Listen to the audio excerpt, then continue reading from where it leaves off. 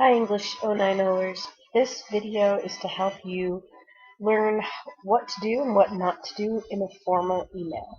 So what I did is I basically sent myself a fake email so that you can kind of see what it looks like. But what I'm about to show you are things that I've actually received from students, and it really makes the student not look prepared or not look like they care about the way they present themselves.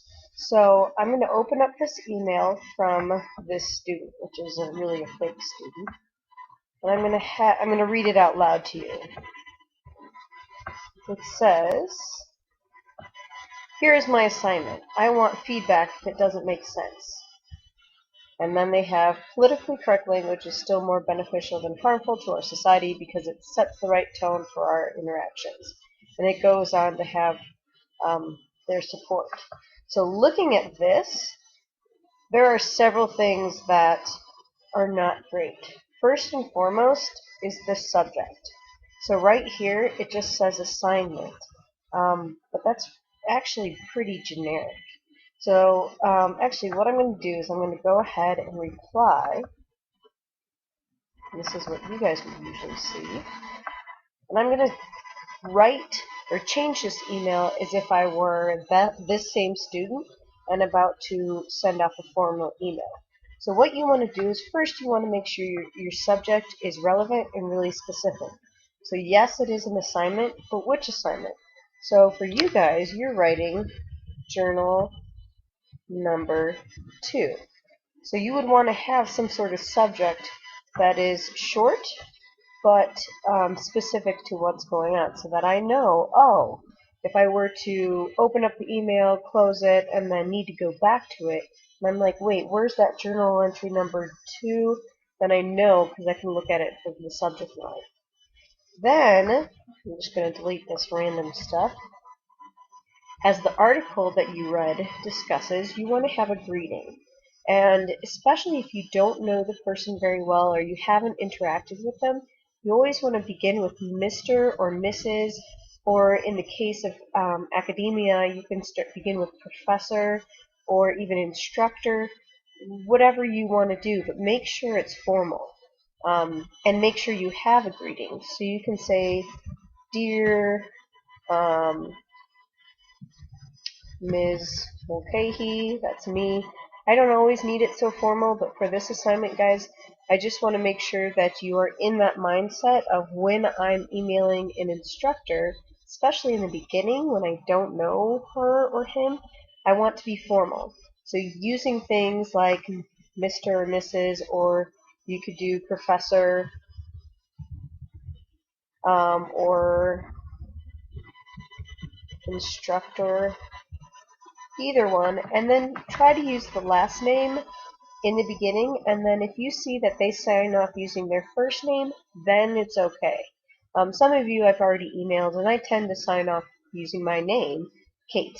Once I've signed off Kate, then you know it's okay for me to, it's okay to say, "Hey Kate," in your next email. But there are professors and employers and other people out there that want to keep it a little bit more formal. So we're going to begin formal. We'll just say, "Dear Instructor Mulcahy." Then we're going to look at this. So there's a couple things here. First, it's kind of abrupt and it kind of sounds rude. So it says, "Here's my assignment.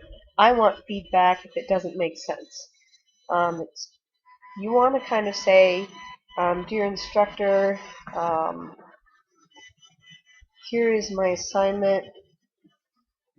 Please give me feedback if it doesn't make sense. I would really appreciate that."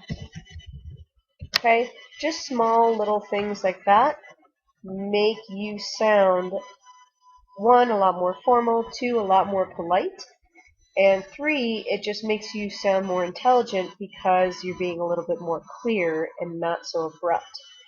Then you also want to look at your grammar. So just basic things like capitalizing the first letter um, of every sentence, that's pretty basic, and then making sure you do spell check. So spell check is great. Mulcahy, my name always pops up. Ignore that one. Assignment. That one should be replaced. So let's see what it says. It's suggesting alignment. I don't want that. Assignment. 2 S's. So I'm going to replace that. Don't, or this isn't quite right. Its suggestion is don't. And then I'm going to read it. Please give me feedback if it don't make sense. That's not correct. I want doesn't. So every time it gives you a suggestion, that doesn't mean it's a correct suggestion. If it doesn't make sense, and suggestion is since, and I don't want that, I want since. So all of these suggestions, the first initial ones, have been wrong. So please don't assume that the computer's first suggestion is right. The computer will help you identify things that aren't correct, but it won't necessarily give you the best correct answer. So I'm going to replace that, and then it looks like it's done. So I can apply, and then I'll double check. Here's my assignment. Here's the 2 S's. Doesn't make sense. I would really appreciate that. Then what I'm looking at is I didn't label what I have here. I just kind of started writing, and that's going to be difficult for the instructor to kind of figure out what's what. So what you want to do is identify your thesis, and then even just basic formatting things like maybe doing numbering. So I know that that's the first topic sentence, that's the second one, and that's the third. This, and then obviously I want to label these as my topic sentences. And then you want to have some sort of sign off. So, thank you for reviewing my work. It's just polite. It's the nice thing to do. It makes you sound more formal. And then you can have a sign off, such as sincerely, student X. Well, I won't put down student X. I'll just say this is Joe Schmo. Okay.